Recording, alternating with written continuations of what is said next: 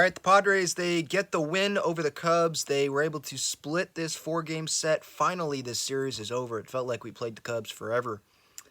As I said in my pregame thoughts, like, if the trend were to stay the same, today was going to be a big night for the Padres. Tonight, the Padres were going to win big, and that's what happened. They were able to shut out the Cubs. Blake Snell pitched pretty good. 6 shutout innings. The results look good. I was not expecting him to go 6 innings based off of that first inning. I think he threw over 30 pitches in that first inning. And he was helped out by the home plate umpire, Phil Cuzzy, who, by the way, not a good strike zone today. Like, it was wide, and David Ross got tossed, and Andy Green, some dude named Andy Green, never heard of the guy, he ended up managing for the Cubs because he's the bench coach for David. So that was weird. But another Andy Green loss at Petco Park. He's familiar with those. And I think, looking at the box score just before doing this, top 3 guys in the order, I think it was Odor, Tatis, Soto. They went 0 tonight, so I didn't get my underdog fantasy pick right. Yesterday, I had Manny having a big day, so I was 1 day early on that. Manny had a 3-hit day today. Kim had a couple hits. Sanchez with the home run. He hit another home run, but it was foul. So Sanchez now has 3 home runs with the Padres. And yeah, he's obviously the starting catcher. Like, he deserves it. He's doing fine behind the plate. And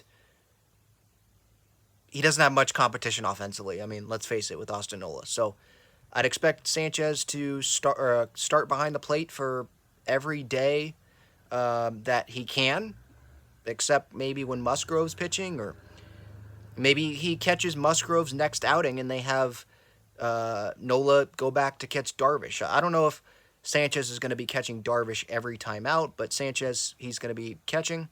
He deserves it. Bullpen-wise was good today. Tim Hill, yeah, gave up a hit, but they didn't have to use Hader. I know he hasn't pitched in a while, but they didn't have to use him because they got out those extra runs there. They got a run in the bottom of the 8th. Matt Carpenter, man, he almost got the first grand slam of the season for the Padres. Just short. Center fielder caught it at the wall, so that sucked. But hey, it still drove in a run, still helped the ball club out. Nick Martinez had a shutout inning. Steven Wilson had a shutout inning. So, look, the bullpen, it's still solid. Like, the bullpen's in a good spot. Blake Snell's been pitching better.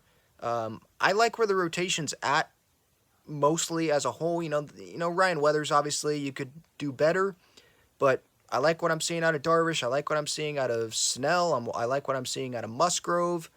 And I believe Musgrove starts tomorrow. I like what I've seen out of Walker for the most part. Obviously, had a sub-1, right, ERA in the month of May. And it comes down to the offense, right? So here's the trend, right? Going back to the trend, up, down, right? Yesterday, down. Today, up. What's in store tomorrow? Is it going to be a down day against Seattle? Or are they going to be able to score some runs and have another pretty dominant performance? We shall see. I'll have a show tomorrow morning probably, live stream on YouTube, so stay tuned for that if you want to join in on that. But yeah, that's it. Solid win, but this doesn't change things. Like, they're still not a very good team right now. They've got to show the consistency.